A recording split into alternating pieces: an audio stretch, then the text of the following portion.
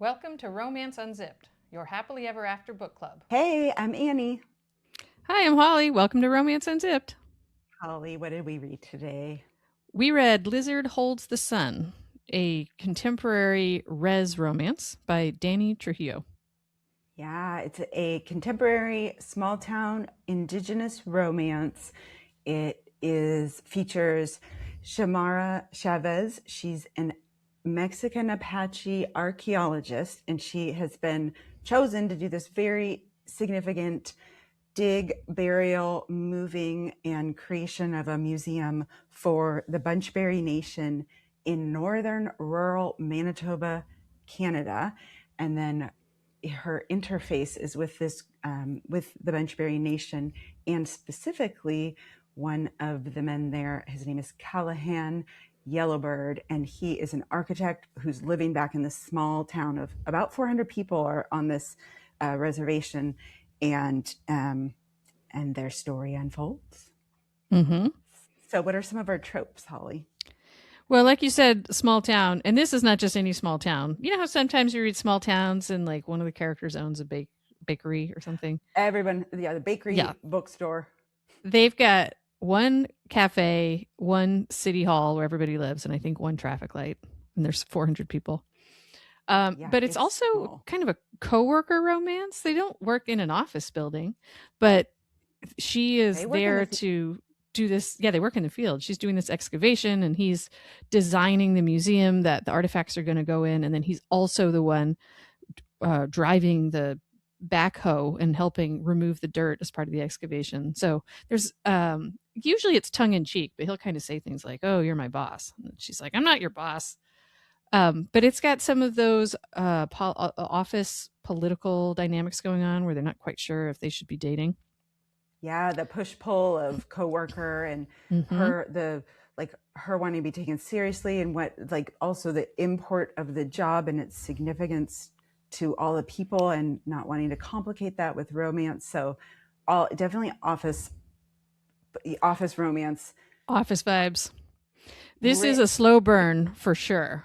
Oh yeah, yes, very much like a touch and then a hug, and there's lots of physical interruptions. Always someone walks in or comes by or yells out. So yeah, very physically slow burn, but pretty immediate, like emotional flames are firing. They have the hots for each other right away. They do. They It is totally. Yeah, it's mutual. immediate. It is immediate. Yes. And then some other tropes that show up a lot are family and found family. I mean, everyone in this tribe seems to be related in some way or another, either through marriage or their siblings. The main character, Callehan, has 6 siblings, and he's got some nieces and nephews, and his dad is one of the elders. So the family element is strong in this book.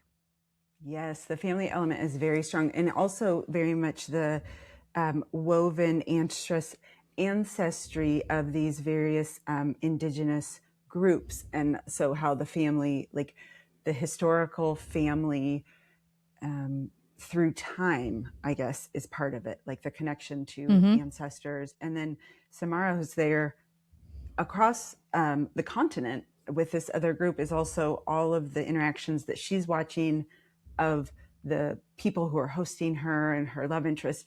It's like bringing up all her sense of family and her like memories and her missing. And one of the tropes is also grief. And so as she's on this journey, she's grappling with her grief about her fiance who died, Javier, and then just recollections of her father and the impact of his life on her. And then Callehan, how his life has been shaped by his mother dying in his teens. So that's definitely one of the tropes, and also one of the themes woven throughout. That's part of the push-pull of their dynamic. Yeah. So what's our point of view? It's a dual point of view, third person. Even though it's dual point of view, I felt like this was Xiomara's book. We really followed her thought process and her internal narration with a lot more detail than Callehan's. He seemed like he was just there to give her a little bit of context and look hot. Yeah. So many times in her head, she's like, "I'm here to do a job. This is really important. I can't mess this up. I can't get distracted by super hot men with big muscles Hot that are, native men. yeah, that are rippling under his shirt. It's like, okay, that was very detailed. Yes, totally. Yeah, yeah. It's not even phasing me. I don't even notice him over there. What about the steam?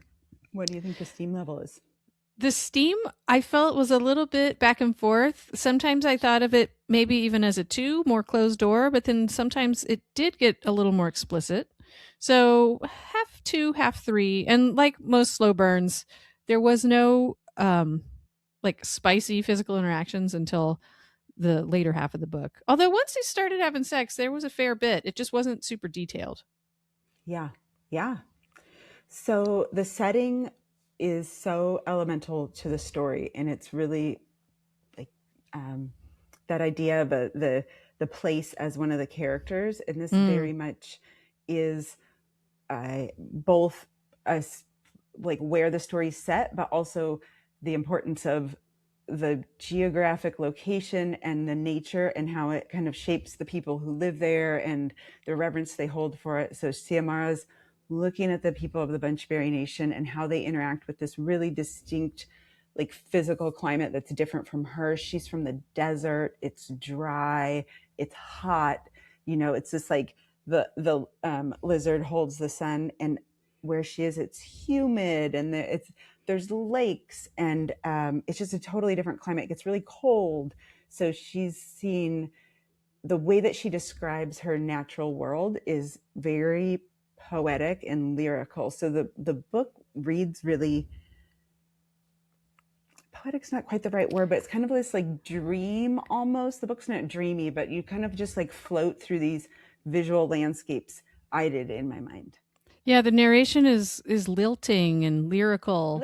It's Yeah. it's very beautiful. At the beginning, she's talking about she's kind of setting the stage. I thought the introduction was really great of casually giving us information of what kind of life she lives without it being an info dump. But we learn that Yes. she's this archaeologist and she goes from site to site and excavates these sites. And as All an over the world. Indigenous woman, yeah, she goes all over the world. She just has this huge reverence for the culture of the ancestors that she is working with when she comes to these sites. And so it's really important to her that the elders are involved, that they take great care when they're moving burial grounds, that they catalog these artifacts. And she really thinks of the people who used them. And she talks about how she hears their voices and hears their laughter, and it's Yeah. spiritual the way that she interacts with these artifacts. And she's talking about how she doesn't really go home much anymore because she's always living on these excavation sites. And she says homesickness built a house of guilt in Xiomara's gut. And that's the Oh. way Dani Trujillo talks in this book. It's so beautiful. Mm-hmm. And in her case, in Xiomara's case, we learn this little by little over the book. She hasn't been going home because it is such a grief stricken place for her, and she can't really come to terms with it yet. So she's sort of avoiding that part of her life. She's pulling a geographic. So She you is. you you you try to move place to escape your feelings, but also wherever you go, there you are. So your They feelings are follow there you. too. Yeah, So it's she hard to outrun it. has, we talked about Xiomara a little bit. She's got golden skin, wide flat nose, and the whole book they talk about how she's so petite, but she's 5'5", and a few times she's like, "Hey, I'm not that small. I'm bigger Yeah. than everyone I live near." But she is definitely smaller than pretty much everyone around her when she gets to Bunchberry. Yeah, she said They're she keeps saying things like they grow them tall in the north. yeah, So they're a large lot. yeah, so I guess Callahan's at least a foot taller than her. He describes her hair as inky black, her eyes as almond shape, and her skin is bronze. Like he is just taken by her, and gives this very he in his mind thinks of her in these kind of like visually poetic ways too that match the whole tone of the book, not just like, oh, she's so pretty. He does. He describes her. He says she wore the face of her ancestors in the desert brown Yes, of her skin. It's like, oh, beautiful. wow. What a beautiful Perfect. way to describe her. And even when he's describing her physical characteristics, like the shape of her nose and her eyes, he's anchoring it to her ancestors, which is the whole theme of the book. Okay, so we know that Xiomara is beautiful. She's also very smart. She's a little bit sassy, playful. She's also physically reserved. She doesn't love people hugging her, touching her, and she's like a little bit emotionally reserved too, like cautious to get near people because she's lost people close to her. She's willing to let something in emotionally, but it's, slow and steady. And then this community is just kind of effervescence with their welcoming and their love. So it's like such easy generosity that she can soften without expectations, kind of. And she does make friends quickly with Totally. some of the members of the tribe who are so welcoming and open to her. Yeah, She's not she's very, standoffish, but she just has some fear of letting people in really close. yeah, it hurts to lose people. Stop dying, guys. We love you. So, what does our love interest, Callahan Yellowbird, look like? So Callahan has light brown skin, light brown eyes, and he's got a long braided dark brown hair. And Mm, she loves his hair. It's usually kept back, but once they get to start to know each other and he relaxes a little, intimacy. sometimes he will wear it down or just wear it in a bun. And she really likes that. And also, what I found so interesting is she notices a photo on the wall from the late 1800s, and it's of a chief from their tribe from way back then, and it's Callahan's great great grandfather. And she says, "Oh, they have the same eyes, they have the same nose." So she's when she is noticing various ancestral things around town, even if it's pictures, it's she sees it reflected in the current time. And Callahan has a twin sister who they're not Yes. identical twins, but she also, when she sees Juniper smile, she'll say, "Oh, I'm looking at Callahan's mouth smiling back at me." It's just Mm-hmm. always everything is so rooted in the familial ties, even things as basic as their physical descriptions. And Yes. he is a big, muscular, strong dude, but he's kind of soft too. He talks about how he has a love of carbs as an adult, and he's not one of these six-pack heroes. He's just like a brick house, I think, that's got a little extra. Yeah. He's just rounded a bit. He said that about like the adult who loves carbs, but all of her, that's his description, but all of her That's descriptions are true. he's this like she just talks about the light shining behind him like he's a god. Like he sounds It seems like she glorious. often sees him with like a halo of light, and then she thinks he's godlike. Not, I mean, not Mm, literally, but that's just the yeah. presence that he's bringing. Yeah, She hot she likes and him a lot. like he takes up like physical space, and when he hugs her he like surrounds her body completely. But yeah, that one part he kind of references that, but the rest of the book, the visual image I have is very different than that. So Hmm. that's why we And love he, fiction. We just I know we we see it can how just we see it. pick whatever we want. He is a very family oriented man, and you Duty. can tell from his point of view that he wants to leave this small town of 400. He wants to go out in the world. He went to college in Winnipeg, a big city. He doesn't want to stay in Bunchberry forever, but he feels like he has to. He's got just this Yeah, sense of burden because his mom died when he was young. He's got six siblings. His dad is getting kind of old. And he feels like, well, who else is going to help finish raising these kids and take care of the ranch and milk the cows? And so they are all telling him, go we're out fine. into the world. We're fine. We'll take care of it. And he just can't possibly think that they could handle it without him.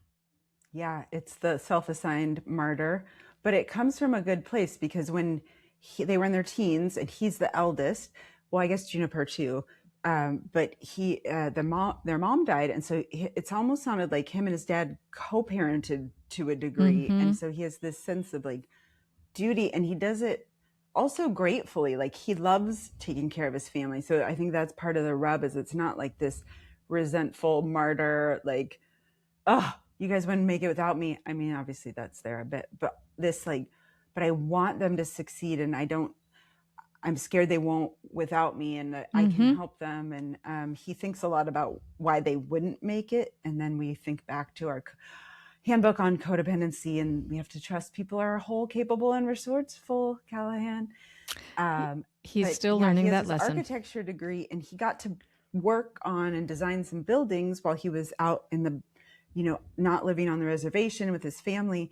But then he as his dad's body kind of became less capable to work this farm, he felt this sense of duty. So he's like, oh my gosh, I'm here. And there's one scene the first time Xiomara comes to eat dinner at their house, and they walk in, and the dad is cooking the stew, and it's her perspective, and she can see his face kind of like lit up and like the steam coming up, and it's a very feminine image of this like woman at the stove over a pot, and then Callehan starts shepherding all the kids and siblings to the table, and is like, it very much feels like domestic role that these two men are doing, and it was just kind of interesting.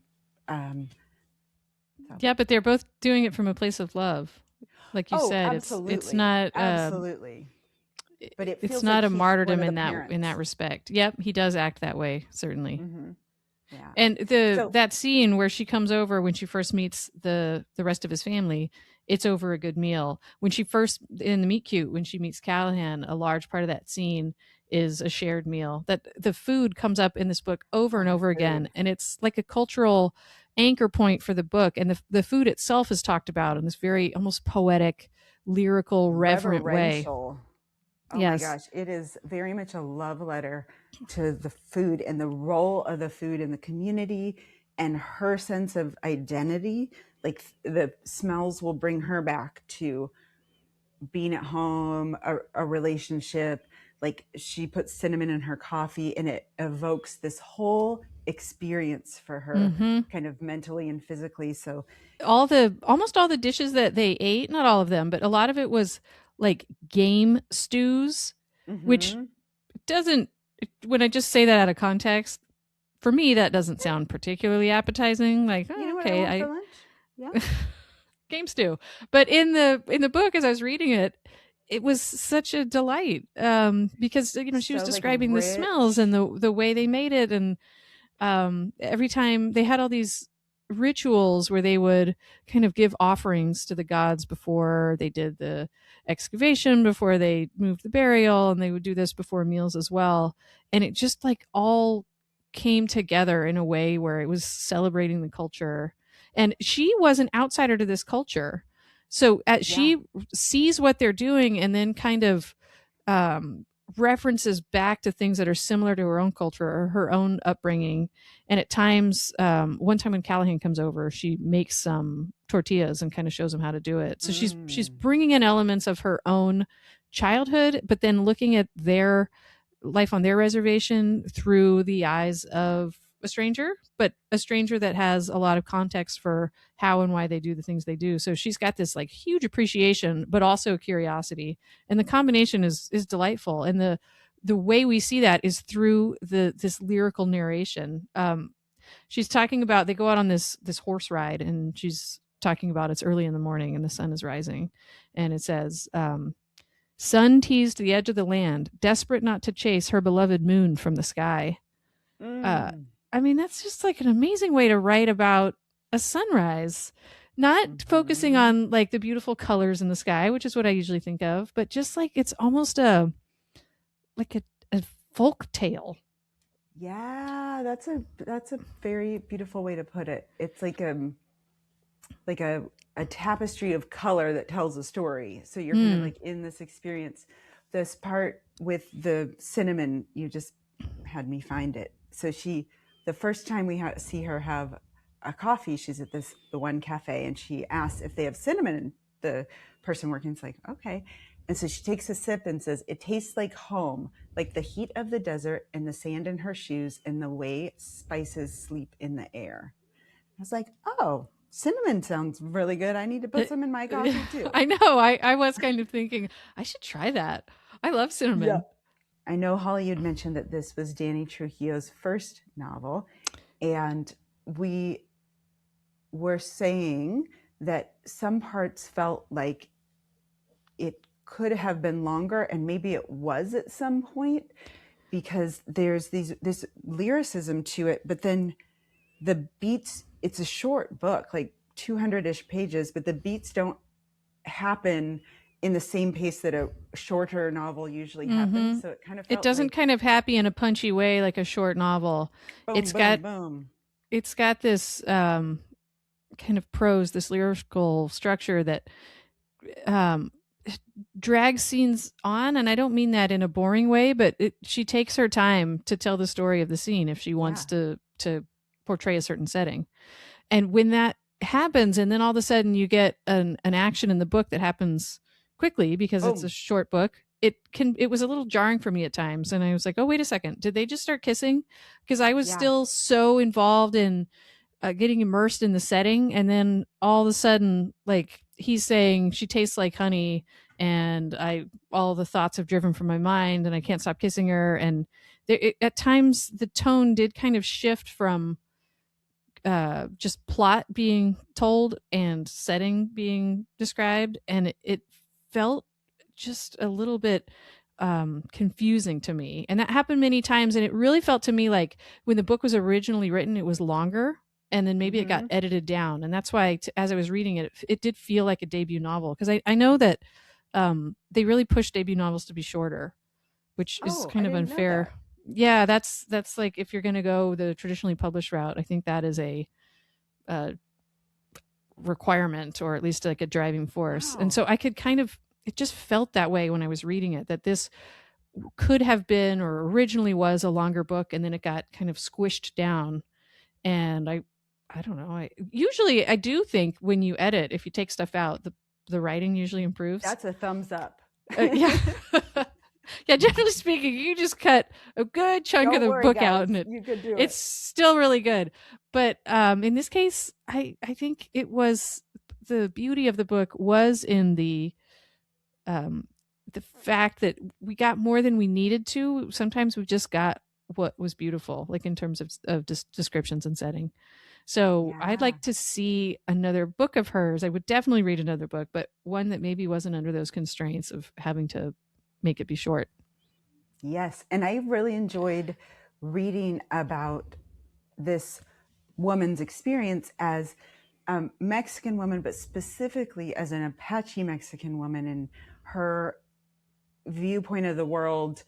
And as you had mentioned earlier, the care that she takes as an archaeologist, because she has this really unique um, place that she has come from, and culture and tribe that she grew up within. And so going into the land of other people who also have this like really um, strong sense of, and also need to have a strong sense of, to preserve their identity, she goes in with this like care and respect. And so the scenes also where she is unearthing this burial mound because the water is starting to encroach on it, and they need to excavate it to protect the artifacts, and then they're going to build the museum and preserve them, and people can enjoy them. She goes towards it not with just a scientific mind, which she has, she's very much like professional in her field, but then also this spiritual seems the word, but also more than that, it's more like this connection to Mm. the thread of who we are as people, and the experience that this person had, making this tool out of stone, and like she'll hold it in her hand and have her thumb over the same print, and kind of feel the echoes of this over time, and then pass it around and kind of like engage the people who are there working with her, and the elders and the other tribe members, so that they can also have that experience. So it's really sweet. And many times throughout the book, different people in the tribe say, we are so happy that it is an Indigenous Yes. archaeologist who is leading this work, because there's that shared love, respect, like Just the respect isn't even the priority. right She's word. she's The centering priority. this dig Yeah. on the people that use the artifacts, not on the artifacts That's a good themselves. word. Priority. Yeah, I got so nervous many scenes where they find some cool artifact and she passes it around like you just described. And the scene is written as this beautiful, like, hey everyone, look what we found. This is a piece of your ancestry. But I just kept waiting for like somebody's gonna Smash drop it. it. They're gonna break it. They're gonna get their like body oils on it. That never happened. I was afraid for the safety of these pieces, but fear not. Everything was taken Fear care not. of. Yeah, And even that's the way funny. she's describing the way it was, the stuff that had already been found was put like in a drawer and it was all kind of piled on top of each other. I kept thinking, like, oh, these artifacts are going to get destroyed, but they didn't. They're Although okay. there was a second excavation site that they wanted her to go look at, and it was a pivotal moment in the book because it was kind of this forced extra close proximity between the two of them because they went on Sex. horses and yeah, they had sex, but they went on this little camping trip together, and it wasn't just Callehan and Xiomara, it was also, I don't know, 6 other people that were relevant in the novel and in the tribe, and they were going off to this site, this land that only I think 2 of them had ever even been to, but it had been buried under a glacier, and then there was ice, and then it melted because of climate change, and so they show up to see about maybe excavating it, and when they got there, it had been fully flooded just because of the temperature changes, and that then she just kind of said, "Oh, I'm devastated. We'll never find these things again. The water just drags them away, and they could be hundreds of miles away." And that was the end of it. And they didn't get to excavate that other site. I was like, "Oh man, that's terrible." So that part, maybe that's why my radar of like what's going to happen was Book pinging. 2. Yeah, let's go find the washed away settlement. A fun part too is there's this very much historical context and tradition and like customs over time. So it feels kind of timeless. But then there's all these splashes of pop culture. So, Hmm. they're driving in the car and she goes, and then we hear the timeless beats of "Oops, I Did It Again," or, "Hit Me Baby One More Time," or that makes a One of the Bad Bunny characters always reference. listens to Bad Bunny. Uh-huh. Yes, oh, I love Bad Bunny.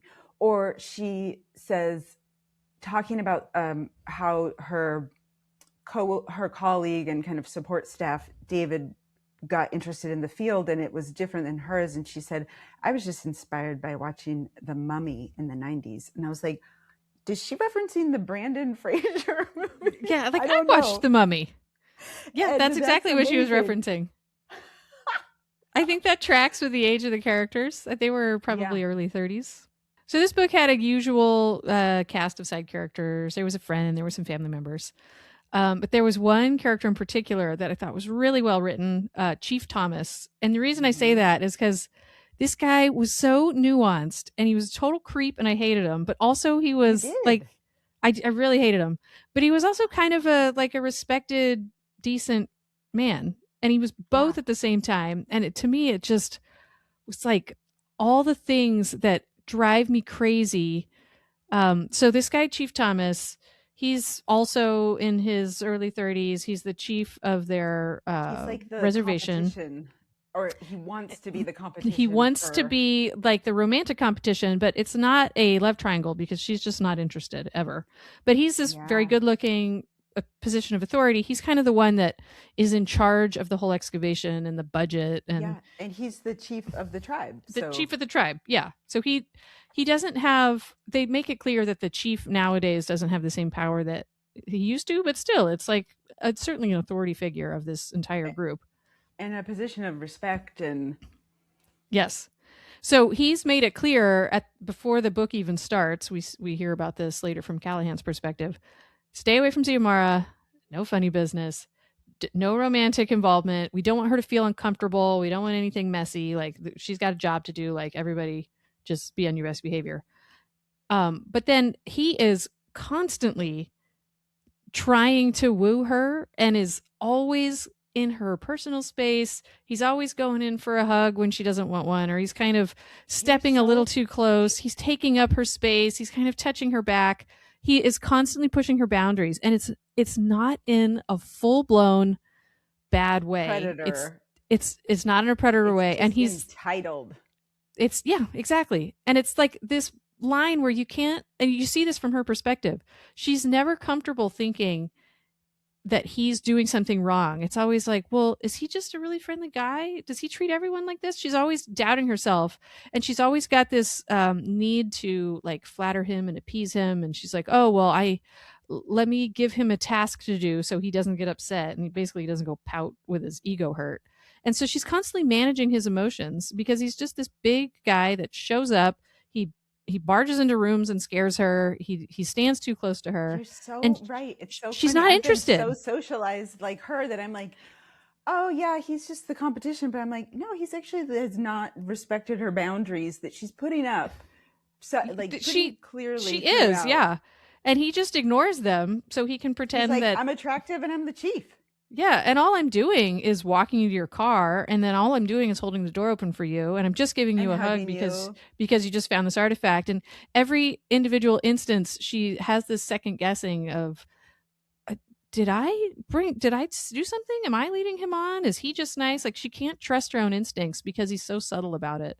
But it's constant. And Callahan at first when they're hugging, he sees it from like across the parking lot. And he's got this small moment where he thinks, "Oh, yeah, Oh, of she course picked she's into him. him. He's like the most eligible guy around."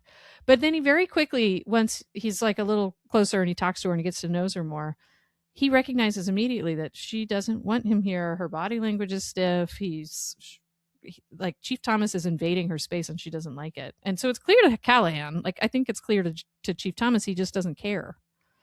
And I just hated this guy. And then eventually, this is kind of a weird coincidence in the book, but she's looking through some old pictures and she sees one and recognizes a church and it's from not too far away from where she lives. And she starts talking to Chief Thomas and he says, "Oh, yeah, well, my great grandmother's from Mexico." And as it turns out, her great grandmother and his great grandmother were sisters. So they're cousins. And that seems pretty far Distant. fetched given that they're, thousands of miles apart, but whatever. It's a romance novel. And so then she kind of laughs. And in her mind, she's thinking, "Oh, this is great. I can let him down easily. He's not going to keep like harassing me sexually. And it's just because like we're cousins. There's nothing we can do about it." And so she's like so relieved and thinks like, "Oh, what a coincidence. Like this is lovely." And she tells him and he's like crestfallen because this girl that he's been hounding is his cousin.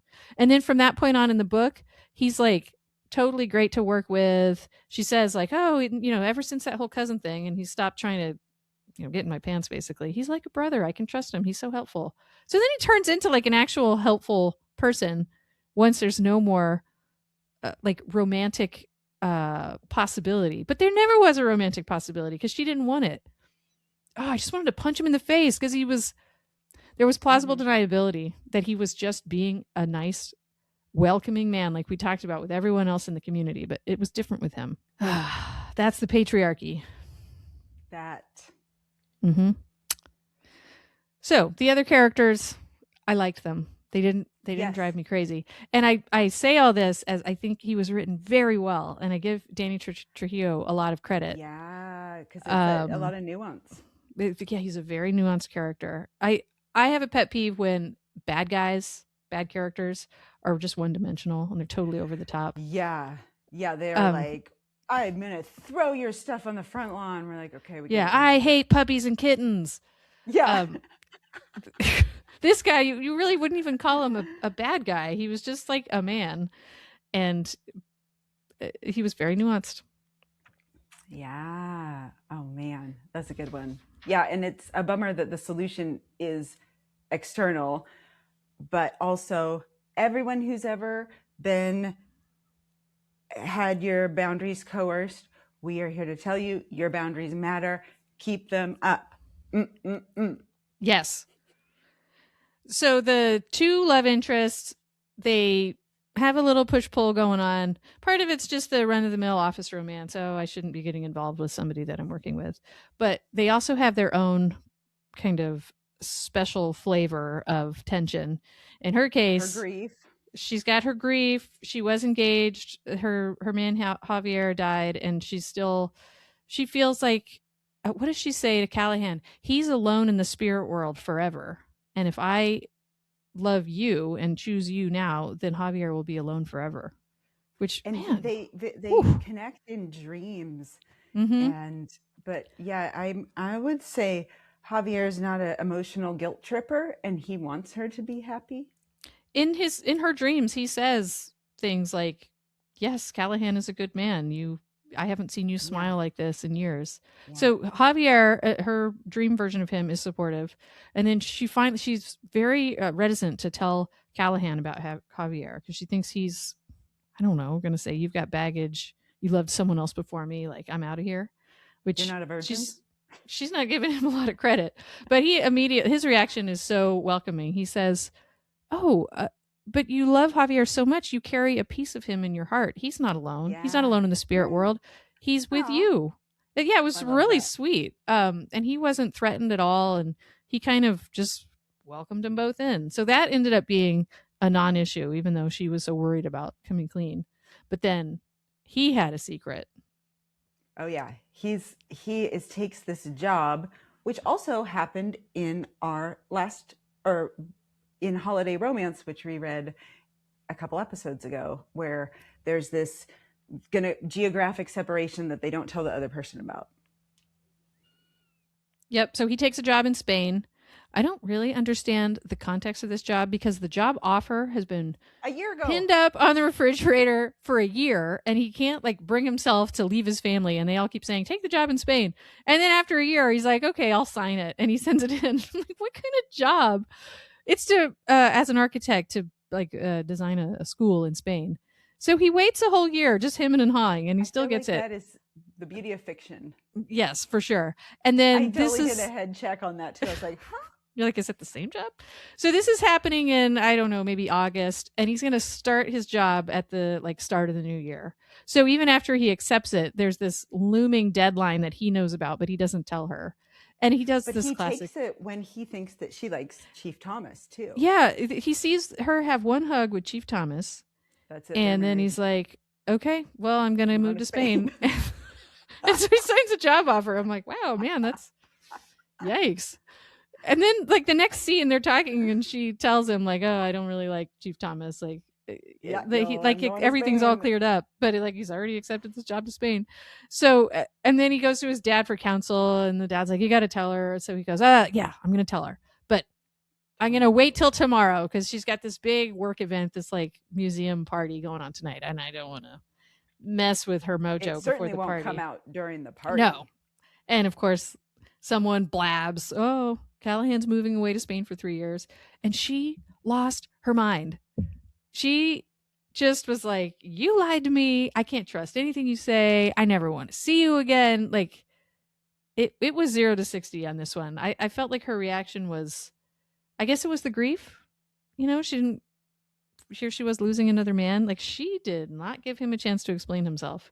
We had to That pack a was it. lot into that little third act breakup in a like 25 in a like couple page spread. Yeah, it Like was only a boom. few pages. So then for the last couple of months that she was there, it was almost like a montage type thing where it just flipped through quickly. She wouldn't Seasons interact with him. changing. Yeah, it's getting colder. He kept showing up to her little cabin anytime it would snow and like shovel it for her and put ice down. Like he's still kind of taking care of her, but she wanted nothing to do with him. Or And she the was, dirt beneath my shoes. yeah. So then he moved off to Spain. And like at that point, she's like, wait a second. Well, I should have Wait, fought for him. Like, wait, I love him I and was he gonna loves shovel my me. driveway. It's Yeah. snowing. I don't want to do that by myself. So then she flies to Spain. They see each other, and that's it. Like the epilogue, she lives in Spain with him. It was all wrapped up very quickly.